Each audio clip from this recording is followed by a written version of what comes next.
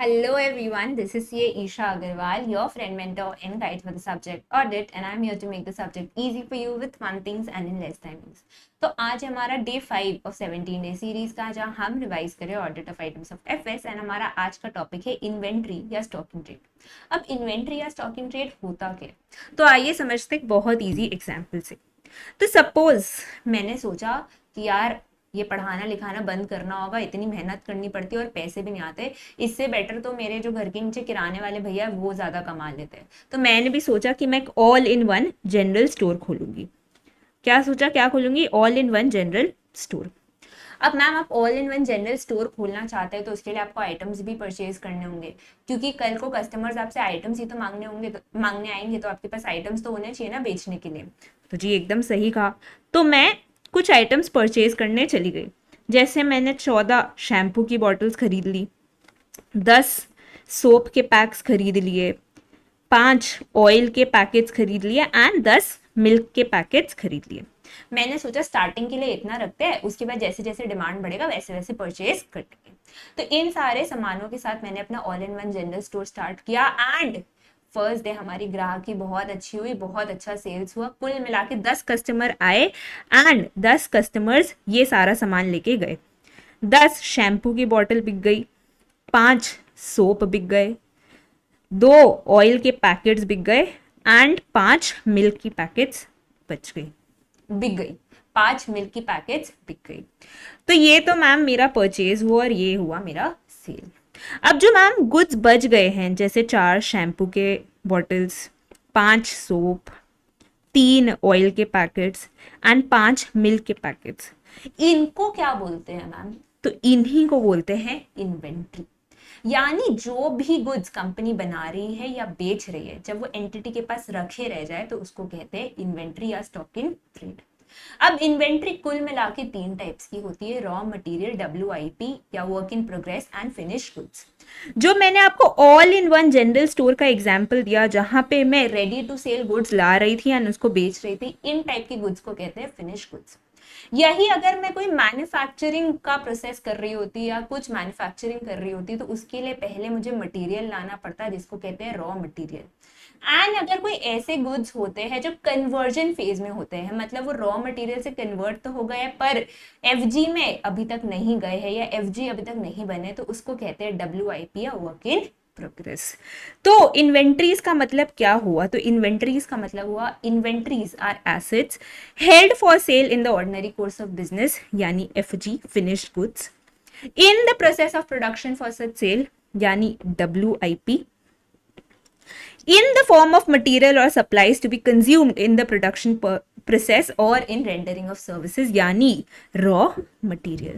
So inventory basically एक asset है जो कि 3 टाइप का होता है, raw material, WIP and finished goods, and ये ऐसे assets होते हैं जो कंपनी या तो बेचती है या बनाती है।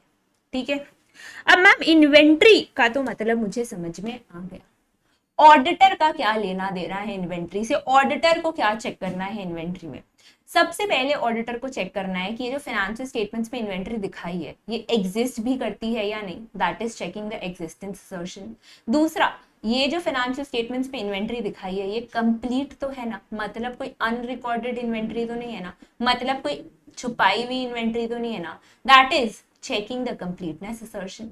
उसके बाद इन्वेंट्री का जो अमाउंट है वो तो सही से दिखाया है ना, that is checking the valuation assertion. फिर इन्वेंट्री के राइट सारे कंपनी के पास ही है ना, मतलब इन्वेंट्री सारी कंपनी के नाम पे ही है ना, that is checking the rights and obligation assertion. And lastly inventory के लिए जितने भी रिक्वायर्ड डिस्क्लोजर है एज पर शेड्यूल 3 वो सारे कंपनी ने किए तो है ना, that is checking the presentation and disclosure assertion. अब ये सब ऑडिटर कैसे करेगा, तो आइए एक एक करके देखते हैं। सबसे पहले आता है एग्जिस्टेंस, यानी ऑडिटर को चेक करना है कि फाइनेंशियल स्टेटमेंट्स में जितने इन्वेंट्री दिखाए है वो एक्चुअली एग्जिस्ट भी करते हैं।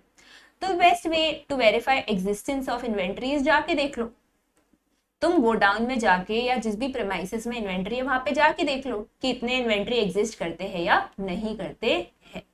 तो मैम आप बोल रहे हैं कि फिजिकल वेरिफिकेशन कर लो इन्वेंट्री का, हाँ हम यही बोल रहे हैं, फिजिकल वेरिफिकेशन कर लो इन्वेंट्री का। बट ध्यान रहे ऑडिटर खुद फिजिकल वेरिफिकेशन नहीं करता, ऑडिटर फिजिकल वेरिफिकेशन करवाता है एंड उसको होते हुए देखता है। यानी auditor just observe the physical verification of inventory, auditor सिर्फ फिजिकल वेरिफिकेशन देखता है, करते मैनेजमेंट एंड इंटरनल ऑडिटर्स। तो मैम फिजिकल वेरिफिकेशन में ऑडिटर को किन चीजों का ध्यान रखना है या किन चीजों पे ध्यान देना है, तो सबसे पहले तो जाते ही उसे मैनेजमेंट का प्लान ले लेना चाहिए फॉर काउंटिंग प्रोसेस। उसके बाद उसे देखना चाहिए कि क्या जो एम्प्लॉयज काउंट कर रहे हैं वो मैनेजमेंट का प्लान अध्ययन या फॉलो कर रहे हैं। उसके बाद उसको इंश्योर करना चाहिए सारे एम्प्लॉयज कॉन्स्टेंट सुपरविजन में होने चाहिए, यानी कोई भी एम्प्लॉय गलत इन्वेंट्री काउंटिंग ना कर रहा हो। एंड उसे खुद भी टेस्ट काउंट्स करने चाहिए, बीच बीच में खुद भी काउंट करना चाहिए देखने के लिए कि क्या एम्प्लॉय सही से काउंटिंग कर रहे हैं या नहीं कर रहे हैं। इसके अलावा उसको पूरे टाइम अलर्ट एंड कॉशियस रहना चाहिए ऑफ द एम्प्टी बॉक्सेस। तो बहुत बार क्या होता है कि कंपनी फाइनेंशियल स्टेटमेंट्स पे इन्वेंट्री बहुत ज्यादा दिखा के रखती है, इन एक्चुअल उनके पास उतना होता ही नहीं है। तो कवर अप करने के लिए जब फिजिकल वेरिफिकेशन होता है वो एम्प्टी बॉक्सेस डाल देते हैं एंड कहते हैं देखो हमने तो गिना है। तो जितने भी एम्प्टी बॉक्सेस है उस पे ऑडिटर की निगरानी होनी चाहिए and he should stay alert of these items. इसके अलावा ये जो काउंटिंग कर रहे हैं एम्प्लॉइज, ये सब क्या अपने मन में काउंट लिखेंगे क्या? नहीं मैम, स्टॉक शीट में लिखेंगे। सो auditor should ensure accounting of all the counts and सारे स्टॉक शीट जो है वो ऑथराइज पर्सनल द्वारा साइंड होने चाहिए। इसके अलावा अगर किसी थर्ड पार्टी की इन्वेंट्री है तो मेक श्योर वो इन्वेंट्री काउंट में नहीं आ रहा, क्योंकि थर्ड पार्टी की इन्वेंट्री उसके बैलेंस शीट में आएगी, हमारे बैलेंस शीट में नहीं। फर्दर टैग्स का बहुत बड़ा इंपॉर्टेंस होता है फिजिकल इन्वेंट्री काउंटिंग में। तो टैग्स का मतलब क्या होता है मैम? तो आप देखोगे कि हर कंपनी की इन्वेंट्री में उसका कोई टैग या उसका कोई लेबल होता है जिसमें इन्वेंट्री की सारी डिटेल्स रहती है इंक्लूडिंग द अमाउंट। तो ऑडिटर को देखना चाहिए every inventory is properly tagged, tag में अमाउंट मेंशन है, टैग जो है उसके जो डिटेल्स है वो summary sheet and cost sheet and test count से मैच कर रहे हैं। अगर कोई डिस्क्रिपेंसी है तो ऑडिटर को इमीडिएटली मैनेजमेंट से पूछ लेना चाहिए। अच्छा, ये सब फिजिकल वेरिफिकेशन ये सब कर क्यों रहे हो मैम? चेक करने के लिए कि जो अमाउंट दिखाया है, जो काउंट दिखाया है बैलेंस शीट में वो सही है या नहीं। तो ये फिजिकल वेरिफिकेशन की रिपोर्ट लेके आपको बैलेंस एज पर बुक से कंपेयर कर लेना चाहिए एंड देख लेना चाहिए कि कहाँ कहाँ डिस्क्रिपेंसीज है एंड कहाँ कहाँ ऊंच नीच है एंड मैनेजमेंट को कह के उसे रेक्टिफाई करवा लेना चाहिए। अच्छा मैम, ये सब तो समझ में आया, पर फिजिकल इन्वेंट्री काउंटिंग करनी कब है? ये फिजिकल वेरिफिकेशन करना कब है? तो फिजिकल वेरिफिकेशन देखो होना तो 31 मार्च को चाहिए, क्योंकि बैलेंस शीट में इन्वेंट्री एज ऑन 31 मार्च आएगी एंड अपना काम बैलेंस शीट को चेक करने का है। पर तुम 31 मार्च को काउंटिंग तभी कर सकते हो जब एंटिटी परपेचुअल सिस्टम फॉलो करती है स्टॉक रिकॉर्ड का। परपेचुअल मतलब रियल टाइम रिकॉर्ड करती है, जैसे ही गुड्स डिस्पैच हुए उसका एंट्री उनके बुक्स में हो जाता है, जैसे ही गुड्स रिसीट हुए उसका एंट्री उनके बुक्स में हो जाता है। तो ऐसे केस में तो तुम आराम से किसी भी टाइम पे जाके फिजिकल वेरिफिकेशन कर सकते हो एंड बुक का बैलेंस एंड फिजिकल वेरिफिकेशन का बैलेंस कंपेयर कर सकते हो। बट अगर कंपनी पीरियोडिकल सिस्टम फॉलो करती है, यानी वो डिस्पैच और रिसीट ये सब तो एक पॉइंट पे होने देती है एंड उसके बाद थोड़े दिन बाद एंट्री रिकॉर्ड करती है या थोड़े पीरियड बाद साथ में इन्वेंट्री का एंट्री रिकॉर्ड करती है, तो इस केसेस में आपके बुक के बैलेंस एंड फिजिकल वेरिफिकेशन का बैलेंस नहीं मिलेगा एंड आपको पीरियड के खत्म होने का वेट करना चाहिए। तो अगर पीरियोडिकल सिस्टम है तो पीरियड के खत्म होने का वेट करो, अगर परपेचुअल सिस्टम है तब कभी भी जाके तुम इन्वेंट्री रिकॉर्डिंग कर सकते हो या फिजिकल वेरिफिकेशन कर सकते हो।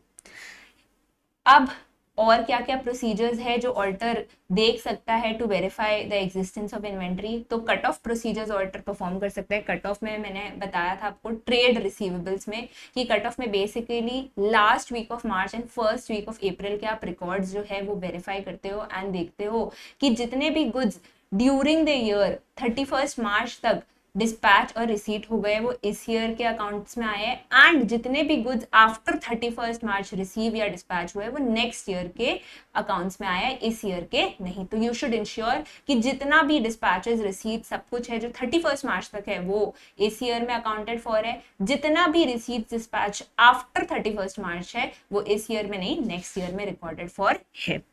एंड लास्टली, अगर कंपनी की कोई इन्वेंट्री थर्ड पार्टी के पास है, तो सपोज हो सकता है कंपनी ने कोई गुड्स परचेज कर लिया बट अभी उनके गोडाउन में स्पेस नहीं है, तो उन्होंने वेंडर को बोला कि आप एक बार अपने पास रख लीजिए। तो अगर ऐसा कोई केस है तो आपको सामने वाले से कंफर्मेशन ले लेना चाहिए as to existence and condition of inventory, यानी उनसे पूछ लो कि आपके पास कंपनी के कितने बॉक्सेस हैं एंड कंपनी की जितनी भी बॉक्सेस ऑफ इन्वेंट्री उसका कंडीशन कैसा है। So this is how auditor can ensure existence of inventory. एक बार फिर से दोबारा रिवाइज करते हैं। तो सबसे पहले ऑडिटर को क्या करना है मैम, फिजिकल वेरिफिकेशन करना है। क्या खुद करना है? नहीं मैम, मैनेजमेंट से करवाना है। तो ऑडिटर को फिजिकल वेरिफिकेशन के समय क्या क्या देखना है? सबसे पहले उसको एंटिटी या मैनेजमेंट का प्लान देखना है फॉर काउंटिंग द इन्वेंट्री, फिर देखना है एम्प्लॉयज उसे फॉलो कर रहे हैं कि नहीं, फिर इंश्योर करना है एम्प्लॉयज कॉन्स्टेंट सुपरविजन में है ना, एंड कुछ टाइम टेस्ट काउंट भी कर लेना है देखने के लिए कहीं एम्प्लॉयज गलत काउंटिंग तो नहीं कर रहे। पूरे फिजिकल वेरिफिकेशन के टाइम उसे अलर्ट रहना है, कॉशियस रहना है, देखना है कहीं एम्प्टी बॉक्सेस तो काउंट नहीं किए जा रहे हैं ना। उसके बाद अगर इन्वेंट्री किसी और की है जो हमारे गोडाउन में पड़ी है तो उसको एक्सक्लूड कर दो, उसको कभी भी इन्वेंट्री काउंटिंग प्रोसेस में इंक्लूड नहीं करना चाहिए। इसके अलावा ये जो सारी काउंट्स एम्प्लॉय कर रहे हैं या जो सारे काउंट्स एम्प्लॉय मेंटेन कर रहे हैं वो कहाँ करेंगे? अकाउंट शीट में करेंगे। तो ensure accounting of all the counts and make sure कि जो स्टॉक शीट है वो सारे ऑथराइज पर्सनल द्वारा साइन है।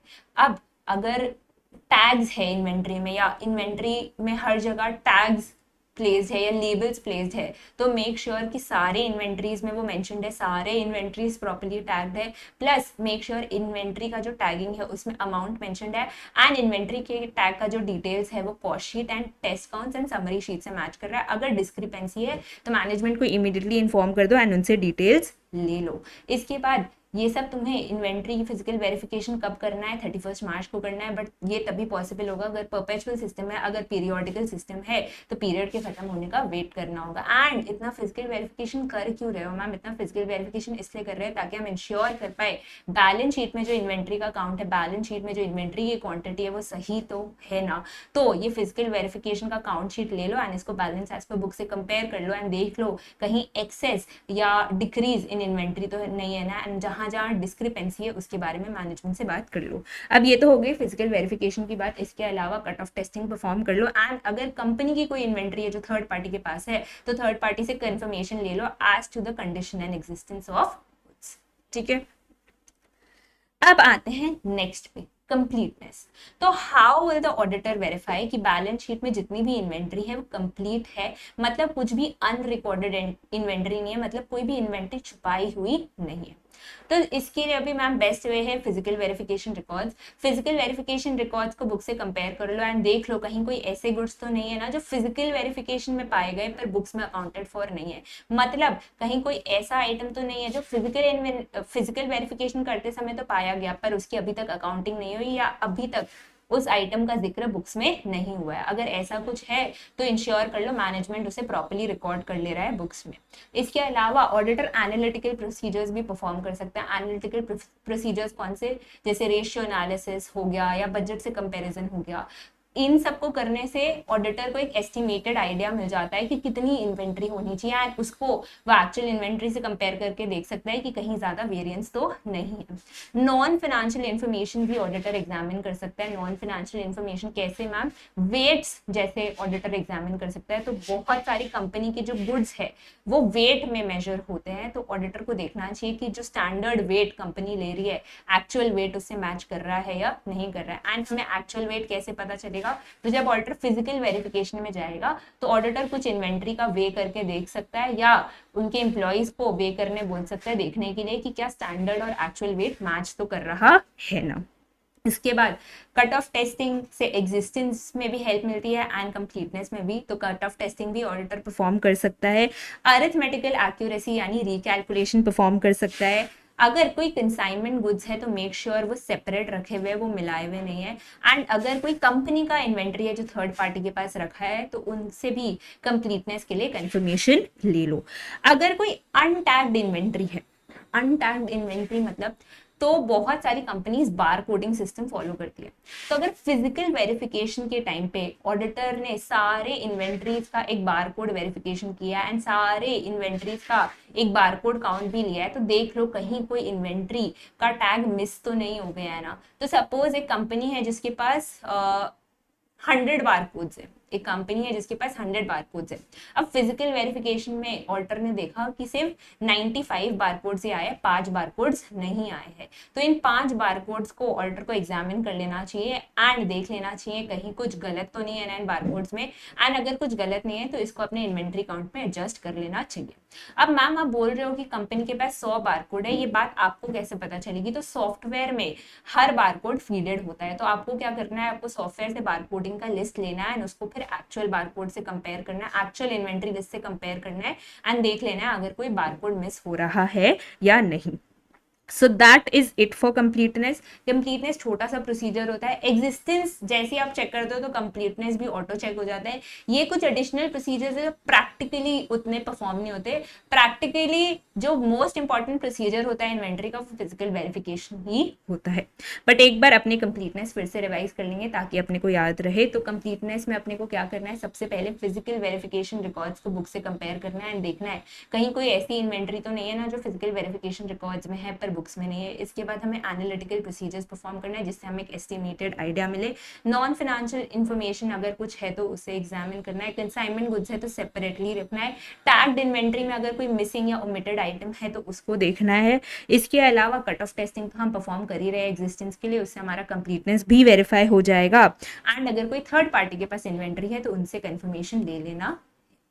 ठीक, फिर आता है राइट्स एंड ऑब्लिगेशन।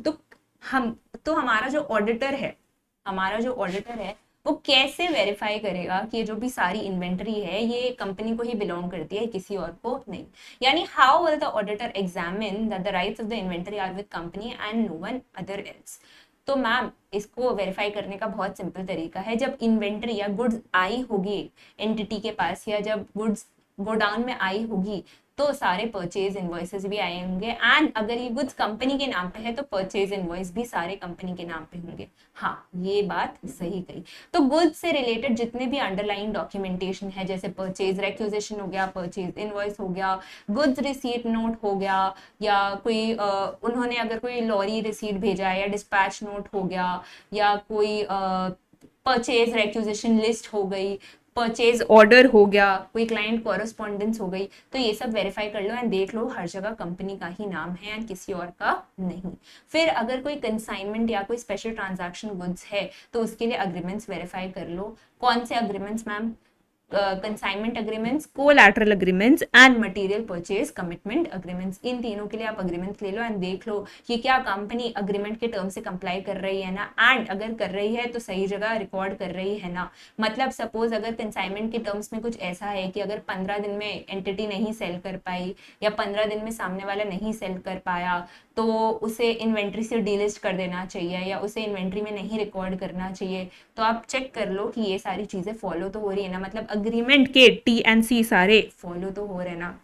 उसके बाद जितने भी सिग्निफिकेंट आइटम्स है उसके लिए कंफर्मेशन ले लो मैनेजमेंट से कि सारे सिग्निफिकेंट आइटम्स जो है वो एंटिटी को ही बिलोंग करते हैं, किसी और को नहीं। थर्ड पार्टी के पास गुड्स है तो डिक्लेरेशन तो लेनी ही है। जहां आप कंडीशन और एग्जिस्टेंस का डिक्लेरेशन ले रहे हैं ये भी एग्जिस्टेंस ले लीजिए कि थर्ड पार्टी के पास कंपनी के ही गुड्स है, किसी और के नहीं। और थर्ड पार्टी ये गारंटी देती है कि ये सारे गुड्स कंपनी को बिलोंग करते हैं, किसी और को नहीं। सो that is for rights and obligation. आसान है, मेनली आपको जो है रिकॉर्ड्स चेक करने हैं, अग्रीमेंट्स चेक करने हैं एंड डॉक्यूमेंट्स चेक करने हैं। एक बार फिर से राइट्स एंड ऑब्लिगेशंस रिवाइज करेंगे तो राइट्स एंड ऑब्लिगेशन में अपने को सबसे पहले क्या करना है, गुड्स रिलेटेड जितने भी डॉक्यूमेंटेशन है जैसे purchase invoice, purchase requisition, purchase order, GRN, client correspondence, receivable payable record, sales purchase record, ये सब हमें वेरीफाई करने हैं। फिर अगर कोई स्पेशल आइटम गुड्स है जैसे कंसाइनमेंट हो गया, कमिटमेंट हो गया, तो इसके लिए हमें अग्रीमेंट्स वेरीफाई करने हैं। कौन कौन से अग्रीमेंट्स वेरीफाई करने हैं? Consignment agreements, commitment agreements and collateral agreements. देख लो कि ये सारे अग्रीमेंट्स के T&C फॉलो हो रहे हैं एंड कंपनी कहीं गड़बड़ नहीं कर रही है। थर्ड पार्टी के पास गुड्स है तो उनसे कंफर्मेशन ले लो कि गुड्स कंपनी को ही बिलोंग करते हैं, किसी और को नहीं। एंड मैनेजमेंट से ये कंफर्मेशन ले लो सिग्निफिकेंट आइटम्स का कि वो कंपनी को बिलोंग करते हैं, किसी और का नहीं। मैम सिग्निफिकेंट आइटम्स क्या होंगे? तो आप या तो हाई वैल्यू आइटम्स ले सकते हो या हाई क्वांटिटी आइटम्स ले सकते हो एंड मैनेजमेंट को कह दो या आप इसको कंफर्म करके दे दो ये कंपनी को बिलोंग करते हैं, किसी और को नहीं। फिर आता है वैल्यूएशन। मतलब यहाँ ऑडिटर चेक करता है कि अमाउंट जो है इन्वेंट्री का वो तो करेक्ट है ना, मतलब उसमें कुछ गड़बड़ तो नहीं है ना। तो इन्वेंट्री के जो 3 कैटेगरी होते हैं, रॉ मटेरियल, WIP, FG, ये तीनों अलग अलग पे वैल्यू होते हैं, यानी इन तीनों का रेट्स जो होता है वो अलग अलग होता है, ये तीनों का वैल्यूएशन मेथड जो है वो अलग अलग होता है। तो इसमें ऑडिटर को सेपरेटली हर कैटेगरी के लिए चेक करना होगा कि उनकी अकाउंटिंग सही से हुई है कि नहीं, उनका कैलकुलेशन सही हुआ है कि नहीं। सबसे पहला आता है रॉ मटेरियल। तो रॉ मटेरियल वैल्यू होता है कॉस्ट पे। तो सबसे पहली चीज जो ऑडिटर को देखना है कि कॉस्ट में क्या क्या एलिमेंट्स जुड़े हुए हैं एंड उनका बेसिस ले लेना है। इसके बाद अगर परचेज प्राइस जोड़ा गया है या कॉस्ट प्राइस को जोड़ा गया है तो उसको चेक कर लो कि वो सही है ना, एज पर परचेज इनवॉइस है ना, मतलब उसमें कुछ गड़बड़ तो नहीं हुई है ना। अगर स्टैंडर्ड कॉस्ट यूज हो रहा है, मतलब एक्चुअल कॉस्ट नहीं यूज होकर स्टैंडर्ड कॉस्ट यूज हो रहा है, तो देख लो कि स्टैंडर्ड का बेसिस क्या है एंड स्टैंडर्ड वर्सेस एक्चुअल में एक वेरिएंस निकाल लो। एंड लास्टली अगर कोई डैमेज या ऑब्सोलीट गुड्स है तो देख लो कि उनका वैल्यूएशन NRV पे हुआ है, यानी नेट रियलाइजेबल वैल्यू पे हुआ है, क्योंकि डैमेज्ड और ऑब्सोलीट गुड्स मतलब कि अब ये स्क्रैप ही होने वाला है, तो इनका वैल्यूएशन आपको रियलाइजेबल वैल्यू पे करना चाहिए। कॉस्ट पे जो इनका अगर आप वैल्यूएशन करते हो तो you are not giving a true and fair view. तो मेक श्योर जितना भी डैमेज्ड ऑब्सोलीट गुड है सब NRV पे वैल्यू है।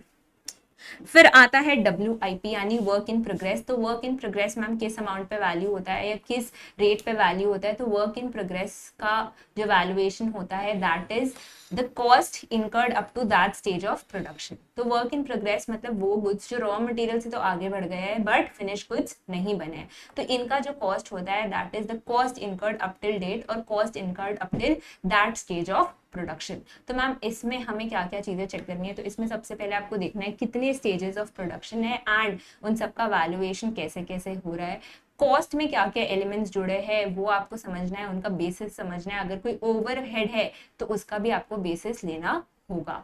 अगर कोई ऐसा कोई गुड है जो डैमेज्ड हो गया इन द प्रोसेस तो उसे नेट रियलाइजेबल वैल्यू पे वैल्यू कर दो। एंड प्रोसेस कॉस्टिंग में आपको पता है बहुत सारे वेस्टेजेस होते हैं during the process, so make sure that the cost is not including abnormal wastage, that is abnormal wastages are excluded. And last आता है फिनिश गुड्स। तो फिनिश गुड्स वैल्यू होता है कॉस्ट और NRV विचएवर इज लोअर।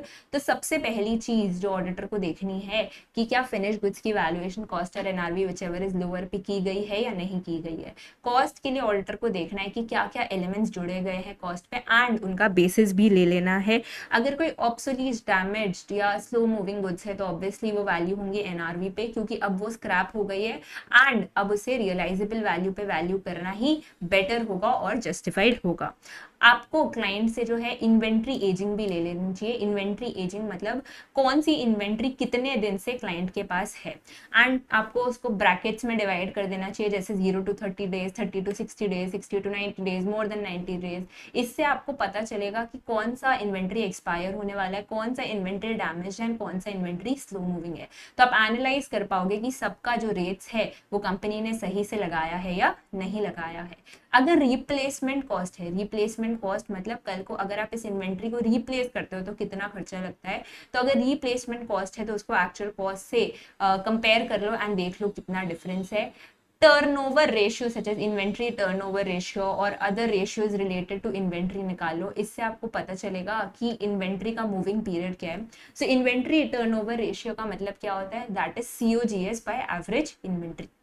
इससे आपको पता चलेगा कि इन्वेंट्री कितनी कितनी जल्दी बाद रोटेट हो रहा है। तो अगर ये रेशियो कम है तो आपको समझ जाना चाहिए ऑब्सोलीट इन्वेंट्री यहाँ पे हाई है। रेशियो कम होना मतलब कि टाइम लग रहा है इन्वेंट्री को गोडाउन से बाहर जाने में या कंपनी से बाहर जाने में, वेयर एज रेशियो हाई मतलब कि बहुत जल्दी जल्दी जल्दी जल्दी इन्वेंट्री बाहर निकल जा रही है। तो जब बहुत जल्दी इन्वेंट्री बाहर निकल जा रही है तो ऑब्सोलीट इन्वेंट्री बहुत कम होती है। बट जब ये रेशियो कम होता है मतलब that is indicating that inventory is staying for a long period with company, मतलब यहाँ पे obsolete inventory के आपके जो chances है वो बढ़ जाते हैं। And lastly vendor price list ले लो एंड देख लो कि क्या करंट प्राइस जो है वो आपके रिकॉर्डेड कॉस्ट से डिफरेंट है।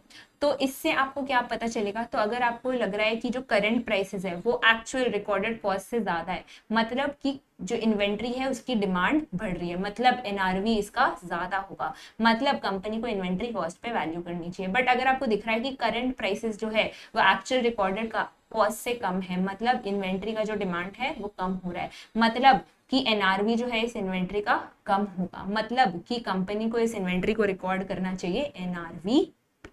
समझ में आया सबका लॉजिक? मैं सबका लॉजिक इसलिए दे रही हूँ ताकि आपको बेटर टाइम तक और ज्यादा टाइम तक रिटेन रहे, ठीक है।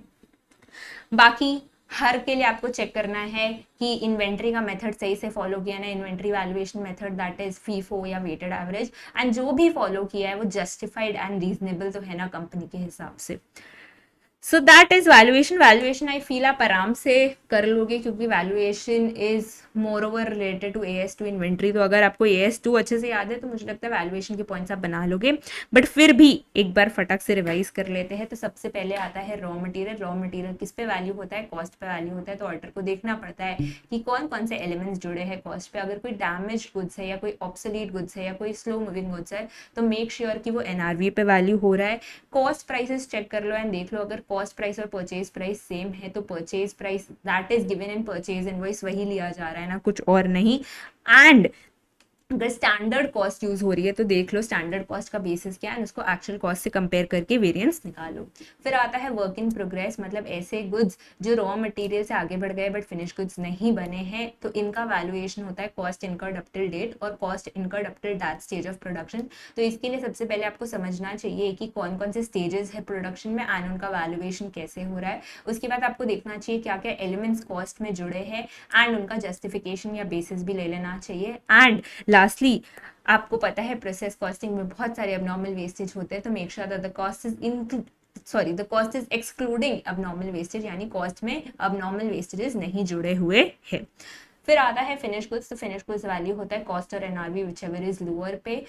सबसे पहली चीज जो ऑर्डर को वेरीफाई करनी है वो यही करनी है कि क्या फिनिश गुड्स का वैल्यूएशन कॉस्ट और NRV व्हिचएवर इज लोअर पे ही हुआ है ना।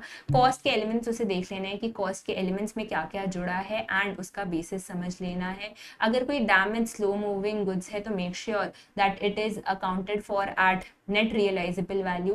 कंपनी से उनकी इन्वेंट्री एजिंग शेड्यूल ले लो जिससे आपको समझ में आ जाएगा कि स्लो मूविंग इन्वेंट्री कौन कौन से है, डैमेज इन्वेंट्री कौन कौन से है, एंड आप वैल्यूएशन का जस्टिफिकेशन ले पाओगे। इन्वेंट्री टर्नओवर रेशियो निकालो, उससे आपको समझ में आ जाएगा कि इन्वेंट्री का मूविंग पीरियड क्या है एंड कितना ऑब्सोल्यूट इन्वेंट्री होना चाहिए कंपनी में। अगर रिप्लेसमेंट कॉस्ट है तो उसको एक्चुअल कॉस्ट से कंपेयर कर लो।